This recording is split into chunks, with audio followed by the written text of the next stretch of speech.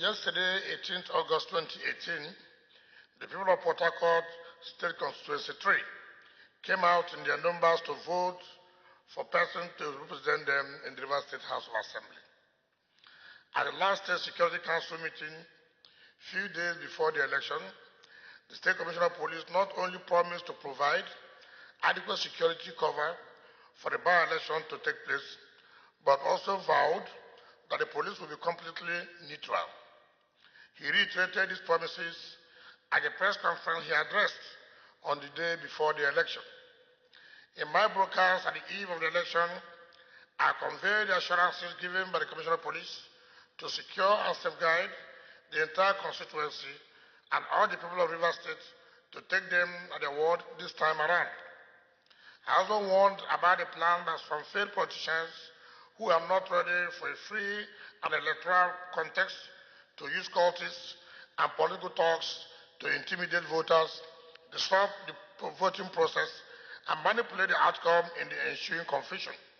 Unfortunately, and as we had feared, the police failed us completely once again and negated all that they promised. Instead of providing security for voters and INEC officials, the police brazenly colluded with political talks of our Progressive Congress APC to survive the democratic process and deny the people of Port Harcourt Concentrate their rights to free, fair, and credible elections. Confirmed report from the field indicated that INEC promptly and rightly distributed election materials to all the polling units within a recorded time.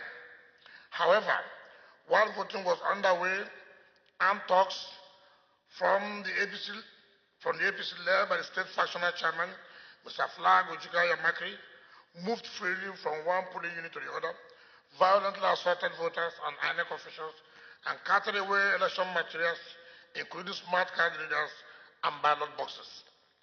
It is important to note that Flag Yamakri, who led the talks, is the same person facing multiple murder trials, and instead of arresting him as ordered by the trial court, the police has continued to aid and shield him from arrest and prosecution. It is equally important to note that Flag Yamakri and his talks freely and easily overran the entire constituency and successfully disenfranchised the electorates with active support, protection, and guidance of heavily armed police operatives from the Federal Special Anti-Robbery Squad (FSAS) and the Inspector General of Police Monitoring Unit.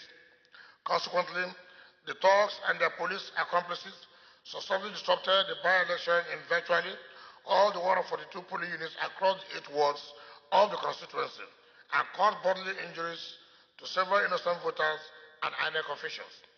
While we commend INEC for acting professionally, it is disheartening that this is not the first time the police have directly taken sides and offered its services to the All Progressive Congress to undermine the electoral process in River State. Recall that following the widespread violence that erupted in the 2016 legislative rerun elections in River State, INEC panel report at page 66 indicted the security agencies as brazen election riggers and singled out the Federal SARS Commander Mr. Ken Fakorede as arrowhead of the violence and rigging that characterized those elections. Today, the press release by the Resident Electoral Commissioner has again indicted the police as the direct perpetrators of the violence and disruptions of the electoral process in Port Harcourt. This situation is worrisome. If the Nigerian police cannot secure and guarantee the peaceful and successful conduct of elections in a single constituency of 8 wards, then what will happen in 2019 when they will be contending with 319 electoral wards and 4,442 polling units across 22 local government areas of the state? It should be noted that there was no single incident of violence in the entire state in the last local government election in which the APC refused to participate. What is clear from all these acts of bad behavior is that the Nigerian police has since become entrenched as an interested party in the politics of River State and therefore can no longer be trusted to participate as an impartial institution in the state's electoral process.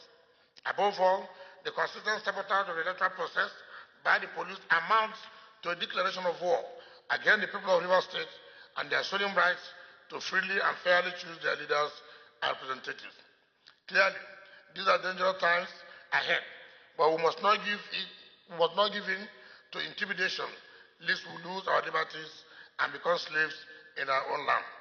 Against the backdrop, it is up to the people of Rivers State to choose the option that will serve their interests. Finally, I cannot end this broadcast without extending my gratitude to the people of Port Harcourt Constituency 3, who, in the face of brazen provocation by the police and the APC thugs, remain calm and law-abiding. Your patience has thoroughly exposed the true enemies of Rivers State, and by the grace of God, we will defeat them in 2019 for as long as we remain resolute in our determination to defend our rights to be free. Thank you, and may God bless Rivers State.